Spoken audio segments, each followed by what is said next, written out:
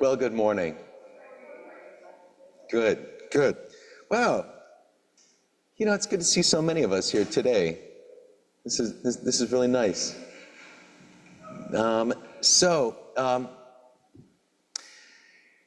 artist was there at his gallery opening and, you know, kind of milling around, and all of these people were looking at all of his works of art.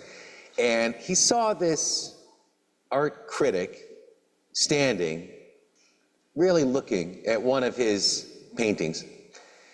And he walked up to him and he said, "Hey, what's your opinion of this painting?" The critic said, "It's worthless." The artist said, "Well, I know, but it's your opinion. I'd still like to hear it."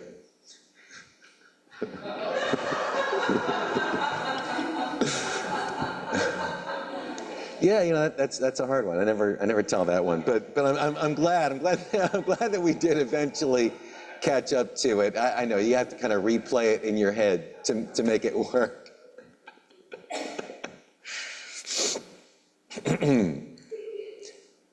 Welcome to this place, which we make holy by our presence. These doors are open to all. Bring your brokenness and bring your power. Bring your fatigue, your early morning aches, and your energy. For here you need not hide nor pretend, nor be anything other than who you are and who you are called to be. Come into this place where the ordinary is sanctified, where the human is celebrated, where compassion is strength. Welcome to this place.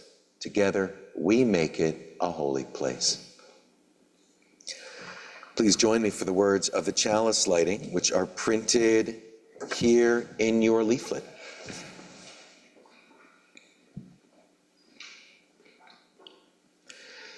May the light we now kindle inspire us to use our powers to heal and not to harm, to help and not to hinder, to bless and not to curse, to serve you, Spirit of freedom. And our first song today will be Enter, Rejoice, and Come In, number 361.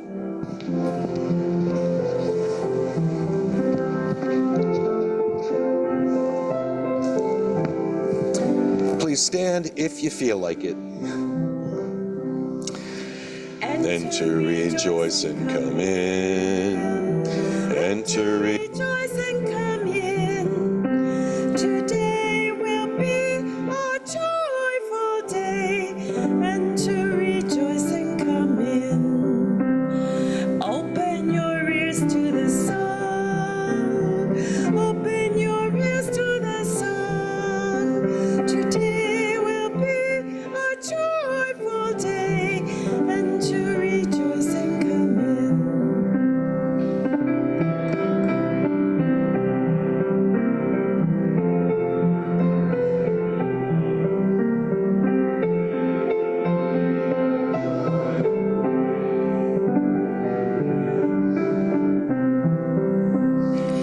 Don't be afraid of some change. Don't be afraid of some change. Today will be a joyful day.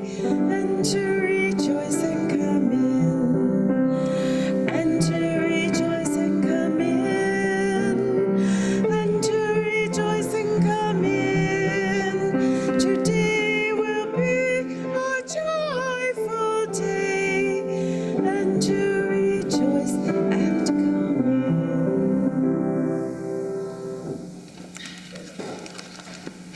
Our responsive reading this morning will be number 655 in the back of the hymnal. Number 655.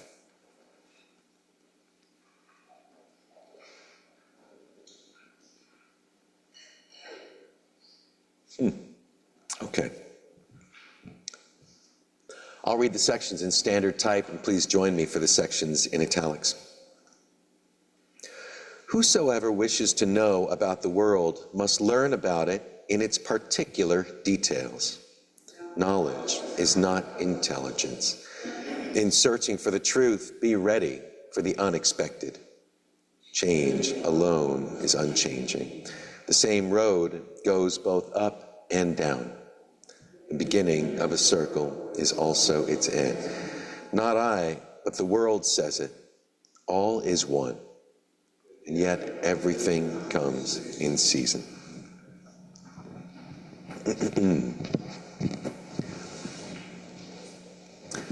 This is the time in the service when we share our joys and concerns.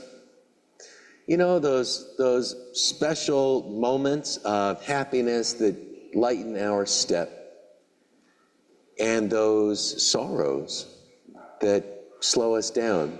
But I would like to think, and I do believe this, that joys are magnified when we share them, and sorrows are lightened. So please think a moment about if there's a joy or concern that you'd like to share with the congregation. And when you do, please come up and light a candle.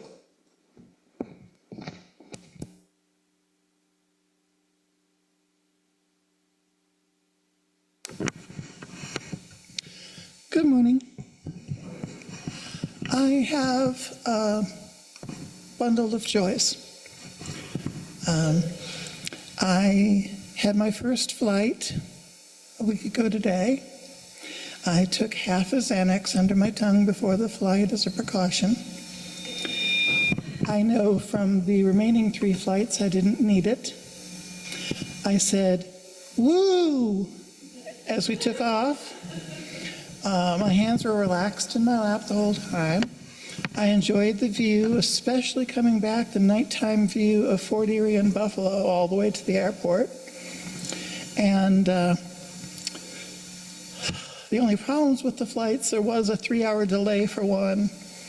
Another one we were held because the engine wouldn't turn off because they lost power to it when we were in the terminal, so they wouldn't let us off until they got it power from the sky bridge connected. It was like a Star Trek thing, like reroute power to the left starboard engine. And also the pilots keep interrupting my movies. There was turbulence on 3 of the 4 flights. It was just like riding Amtrak. I love the train. At the seminary, I fell in love with the campus. So I have the sorrow that I won't be able to go there in person or live on campus. But if I get a full scholarship, then at least I'll be able to attend online. I had fun fellowship, good food, a great room. I got to meet Thistle, a sweet orange boy. He's the Seminary Hill Farm cat. I did have to miss the Seminary Hill Farm tour as part of our ministry discernment event because I was one of 3 people not dressed for how cold it was that day. And I had interesting and enjoyable classes, including Unitarian Universalist history. I met my initial advisor, if I get there, the registrar who loves Star Trek, and the future advisor, the Unitarian Universalist professor. And friends in Columbus caused me to meet the last night of the conference when current students and faculty and the applicants were all going to go to some bistro that everyone raved about. But it was fine because the friends had invited to treat me to a place called Jerry's Ice Cream, which I had never heard of. It's apparently, I thought it was local, but it's apparently a chain of weird flavors. Preceded by going to York Steakhouse, the last one in the world. And those of you who are older remember them from the mall, or if you didn't live here then, the mall nearest you. So lots of joys, only a little sorrows.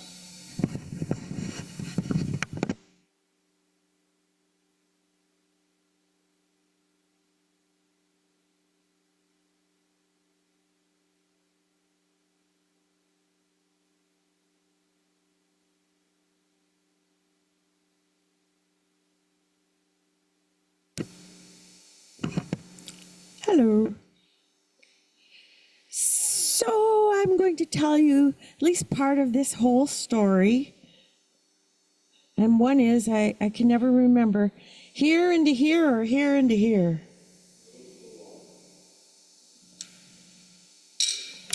So Thursday morning, I woke up bright-eyed and bushy-tailed. And I thought, oh boy, even my ride to my eye doctor is taken care of. No worries.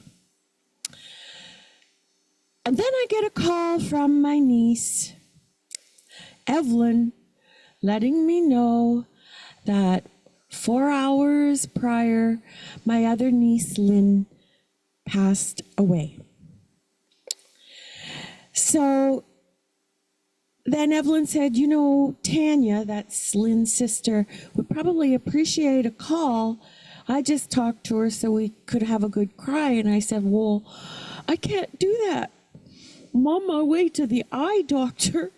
And I don't think eye doctors care if you got your eyes all big and red and poofed out like, what are those fish, those koi fish? So, to be honest with you, I haven't been able to cry yet, a really good cry. There just has not been time. This is for my brother Ashton, who my little dog is named after, his wife Nina, I'm trying to make myself cry here, and Tanya, my other niece, and Paul, my nephew.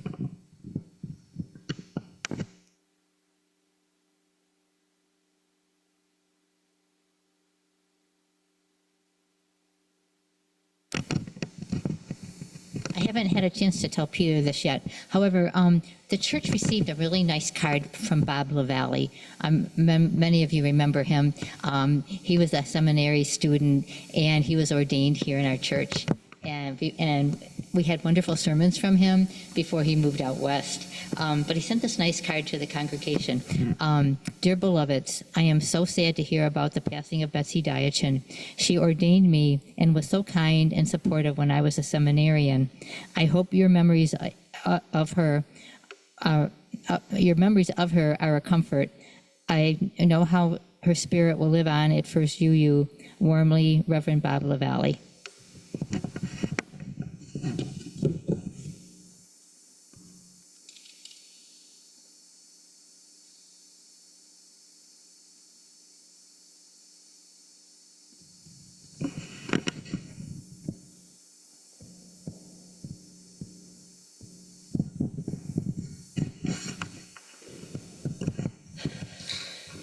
I have a joy. Yesterday, Emerson's really into dogs lately, like really into them, memorized the encyclopedia and everything.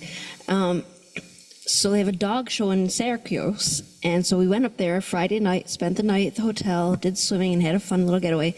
And then all day yesterday, we were at the dog show, seeing tons of dogs and meeting all these dogs. And that song reminded me, when we were at breakfast in the morning, he was singing, "Oh, it's gonna be a happy day, happy day." And then I interjected with singing, "Today will be a joyful day." And he's like, "No, Mom, you're messing the song up in my head." He's like, this is gonna be a happy day. We're gonna meet lots of dogs." So it's just funny.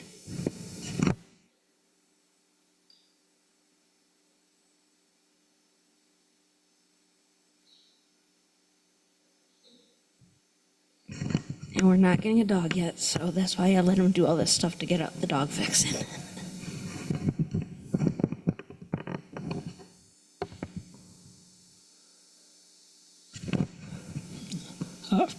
I had to share this today because it's somewhat informative, but it's also a joy because when I realized what I'm going to say was extremely positive. But early in 1964, artist Barbra Streisand left her home in Brooklyn and became a star on Broadway to a musical drama called Funny Girl.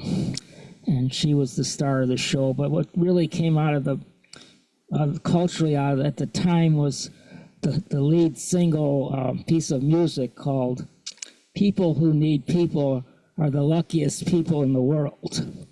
And I really thought about that piece of music because it's true. It's very true because so many things in our world are based on the message of that song. But the fertile ground that she came from, borough of Brooklyn, has produced an amazing amount of people in various fields. People like Walt Whitman and George Gershwin, Barbara Streisand, Vince Lombardi, Neil Diamond, and various other people that seem to be encouraged by the fertile ground of the area. So I just like to say that if we look for love, we will find it. And we might find it where you might want to find it or expect to find it, but also where you don't expect to find it. For me, that stuff they call love really is all that it's made out to be.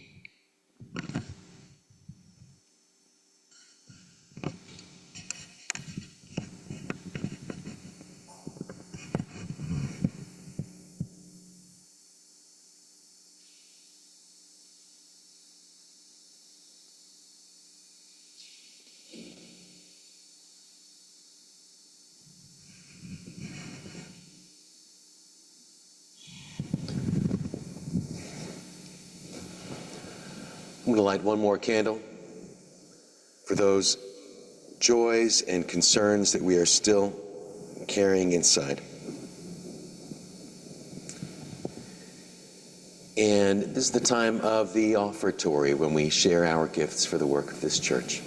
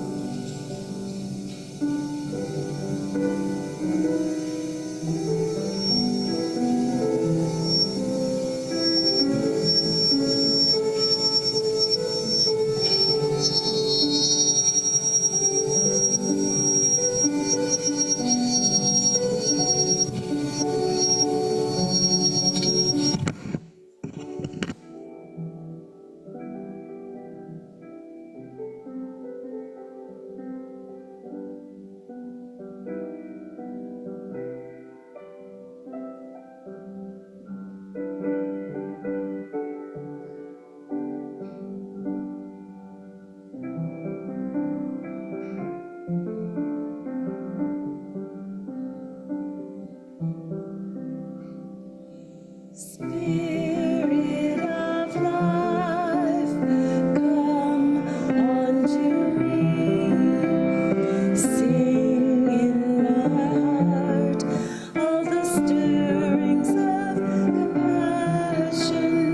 Blow in the wind, rise in the sea, move in the land, giving life the shape of justice. Roots hold me close, wings set me free. Spirit of life, come to me, come to me.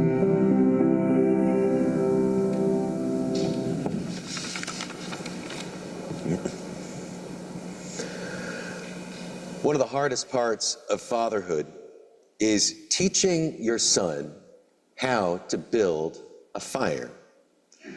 I don't know how mothers teach daughters, but here is a transcript of father-son fire-making instructions. Okay, first you see what I'm doing? Like this. No, like, look, see, and then okay, imagine it's like, okay, let's start again. First you gotta think like a fire. No, not like, look, see what I'm doing? Okay, then no, not like that, like this. See? And then it's, well, wait, not yet, slow down. Okay, then you, like this, and there, we got it. See? You really can't explain it. As a matter of fact, you really can't teach your kid to do it without just doing it yourself. That's the kind of instruction that I received But when I finally learned to build a fire at the age of 25, after having been shown 100 times, I was given the clearest, simplest instructions on how to do it. I was living in a trailer in a Virginia forest with a construction crew, and there was a little wood stove in it, and before the guys left me there alone for a week, the foreman said something like, "Look, kid, either you're going to live or you're going to die." Well, that explained everything. Why hadn't someone said that before?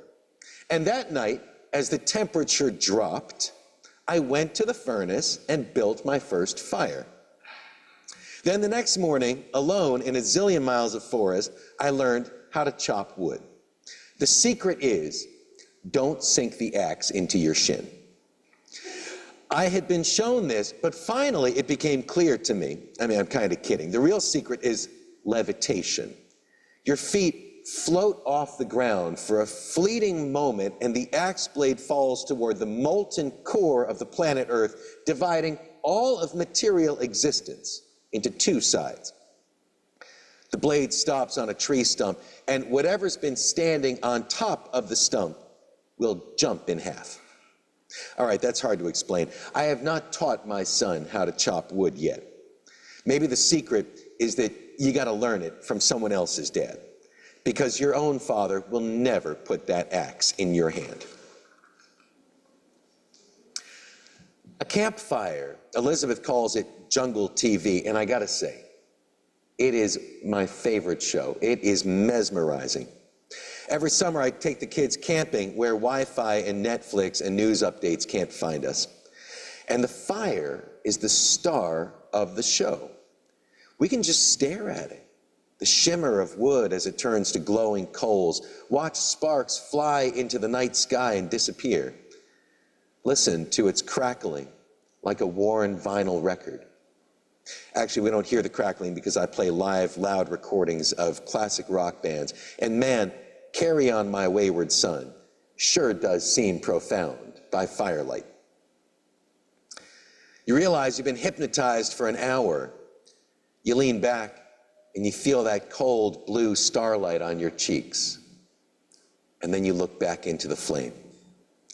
When we get home, all the laundry has that campfire smell. And I take a long inhale from some t-shirt before I drop it in the wash. Like that scent contains the last gasp of that campfire feeling. Fire is this pet that we've tried to adopt. It's hungry, we feed it. We keep it alive or it dies. Long before humanity began attempting to domesticate plants and animals, our ancestors tried to claim and tame this otherworldly force, this element, which is neither earth or sky or plant or animal. It's an organism that doesn't have a body. It's a spirit in the material world. It's a hungry ghost.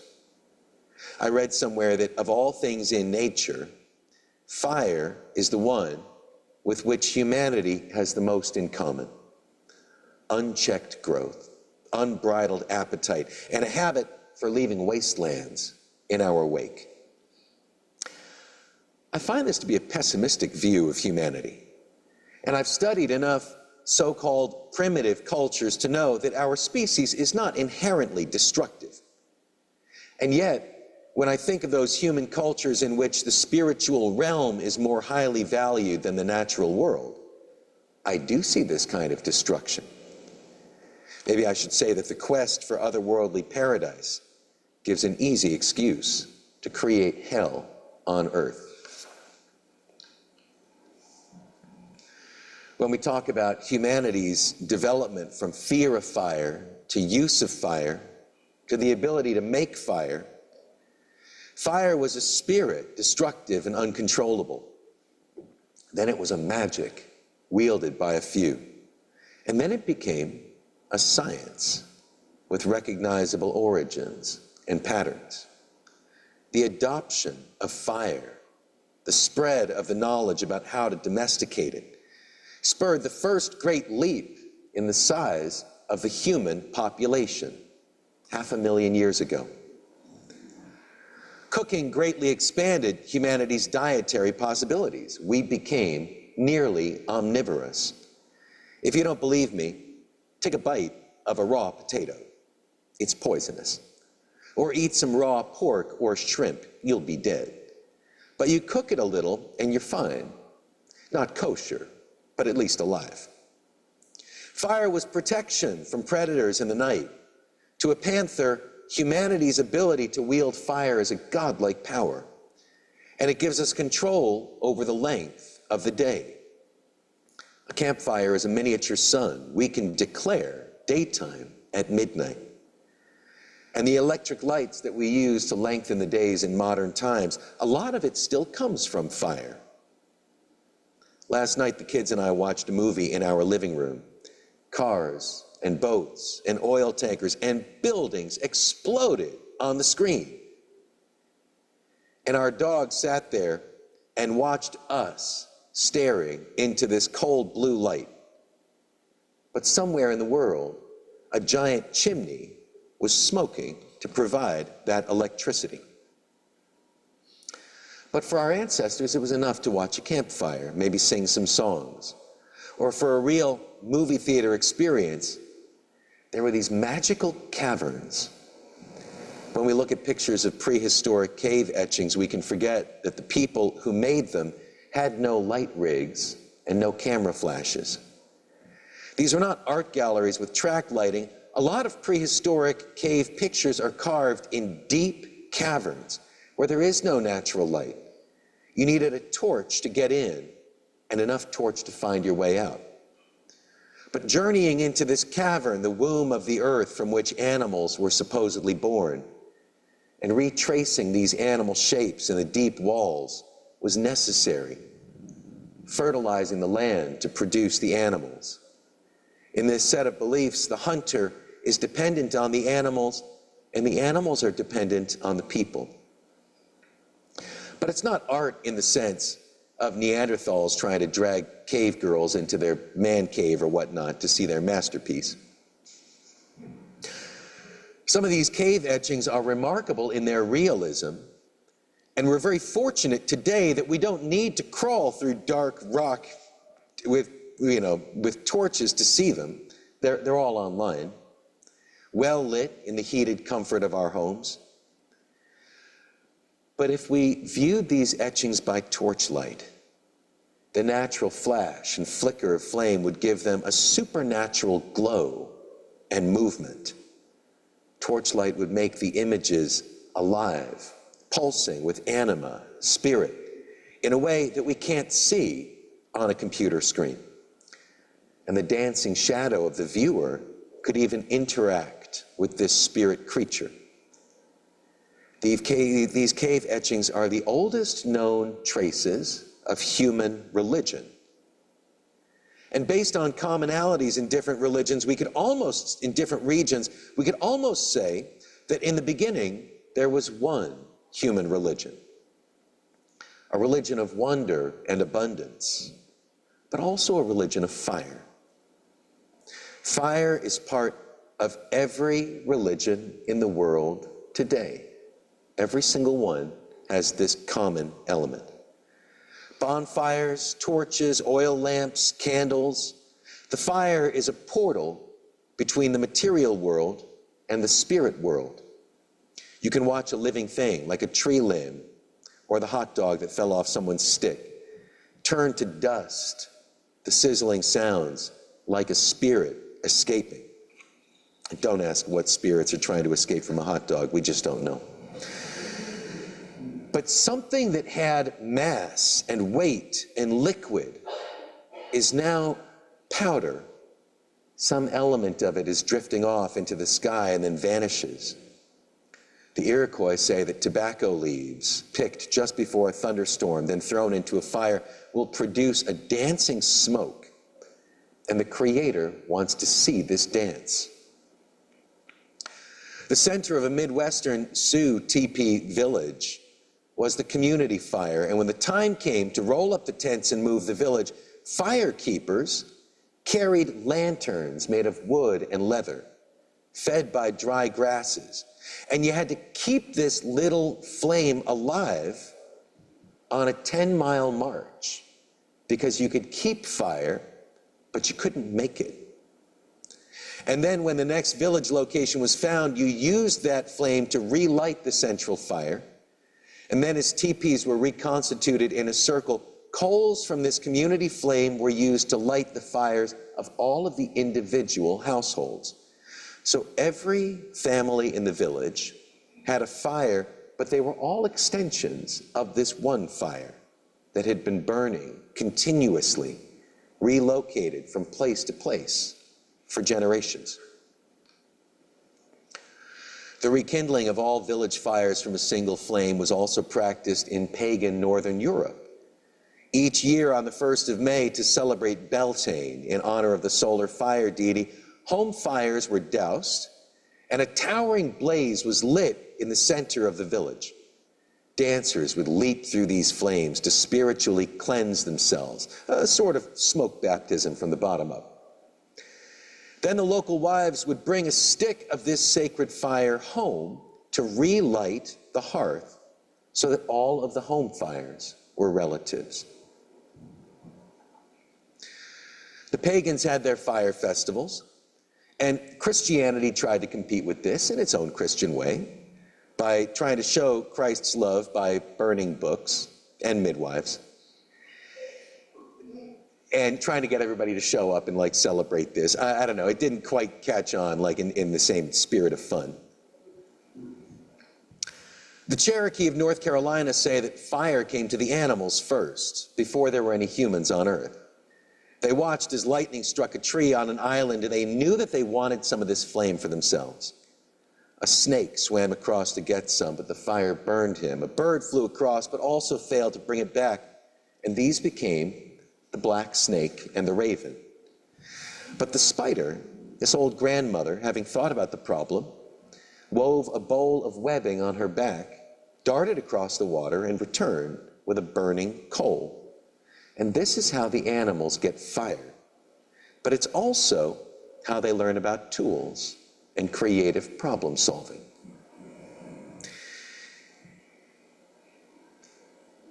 Do we want one more? I don't know. I mean, yeah, okay. I know it's potluck Sunday, so I know you're all just like being polite, but in Greek mythology, it's the Titan Prometheus who steals fire from the gods and then shares the secret with humanity. And the gods are furious because they fear that this will give humanity too much power and make people less dependent on the gods. So Prometheus was punished, and yet it's fire that enabled humans to burn animal bones and fat to feed the gods. It's interesting to think about these two stories together, the Cherokee spider woman and the Greek Titan. In Greek thought, the secret of fire was also the secret of slash and burn farming and the secret of smelting bronze. And these make humanity a dangerous threat to the rest of creation. Greek myth tells us that Zeus punished humanity for this by sending Pandora, who opened a jar of creation's toxic waste, and then all of the world's problems get blamed on this woman's curiosity. But really, it's Prometheus sharing the gods' secret knowledge of fire that causes this trouble. Now, in the Cherokee story, the knowledge of tools and fire is a blessing, and logic is celebrated. In the Greek story, it leads to this curse. Fire, we have been trying to adopt this creature for 500,000 years. It's a tool, we use it. It's a toy, we play with it. It's an entity, we try to tame it, but all fire is wildfire. We'll never fully control it. We fight it, sometimes we lose. I've been hearing lately horror stories of wildfires. And when I do, I wonder, isn't that something that we're supposed to be able to control over 500,000 years, after 500,000 years? No, we will never fully master it, but we can respect it. It's hard teaching children to build a fire. And of course, before you teach them to build, you've got to teach them to contain it. And you've got to teach them how to put it out. And you've got to teach them that we don't need to be terrified of fire, but we do need to respect it. And when we do, fire adds that wonder and that magic to human life.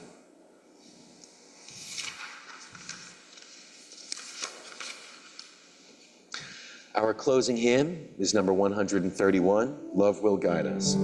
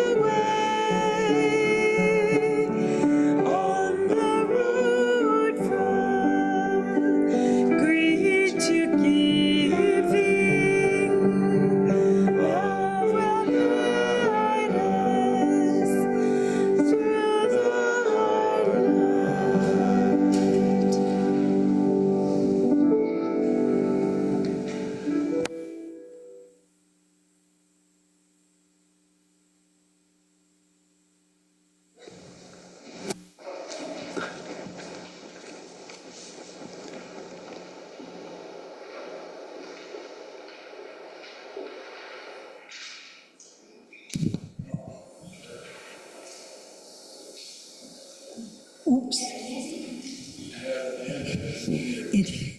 In the words of our Attorney General, oopsie. So this week, we're looking at our seventh principle.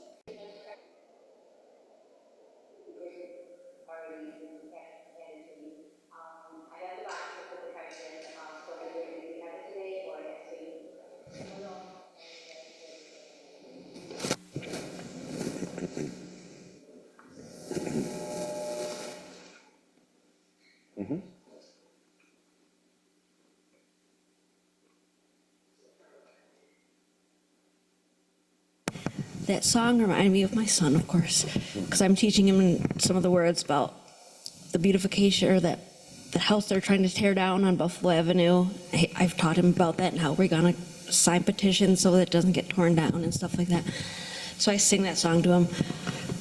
But it also had me thinking about the reverse is true. And back to like 100-something years ago, like Goat Island was privatized. Like you had to pay to go on to Goat Island, and there was factories all along the river, and it was just an ugly blight of Niagara Falls, and they did away with all that. So it's the opposite of that song.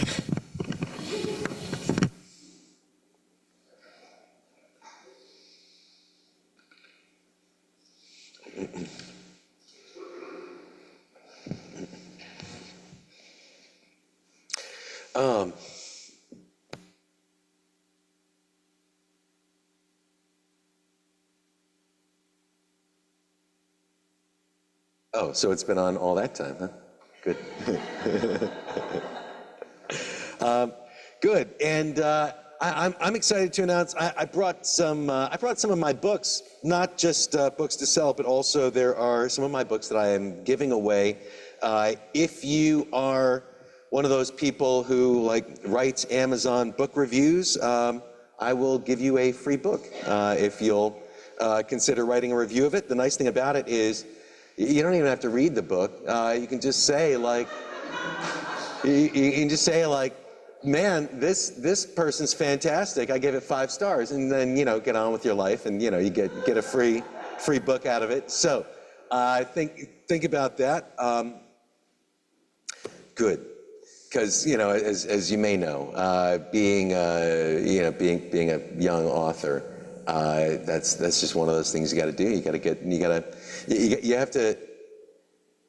In order to get people interested, you have to create the illusion that people are already really interested. So I'd appreciate your help with that.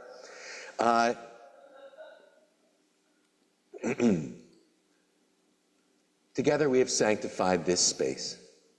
If you have found strength and comfort here, share some out there.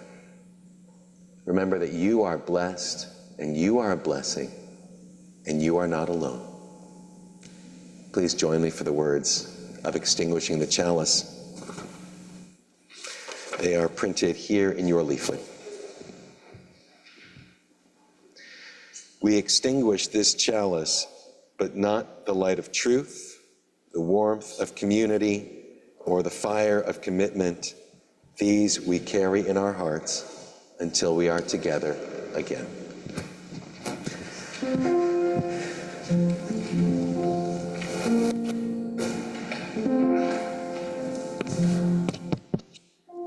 Smile, though your heart is aching. Smile, even though it's breaking. When there are clouds in the sky, you'll get by. If you smile,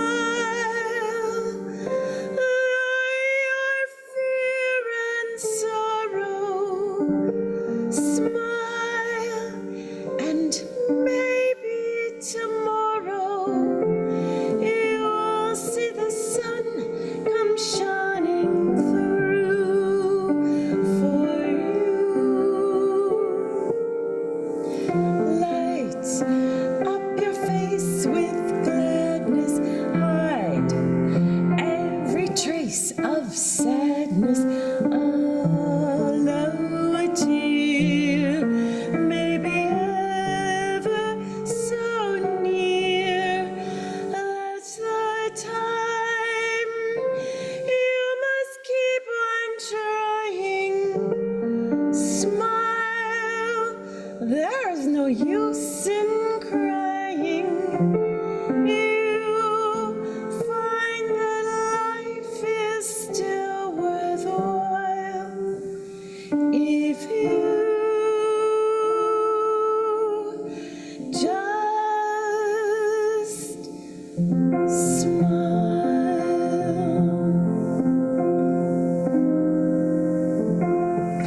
Still didn't cry. I was hoping.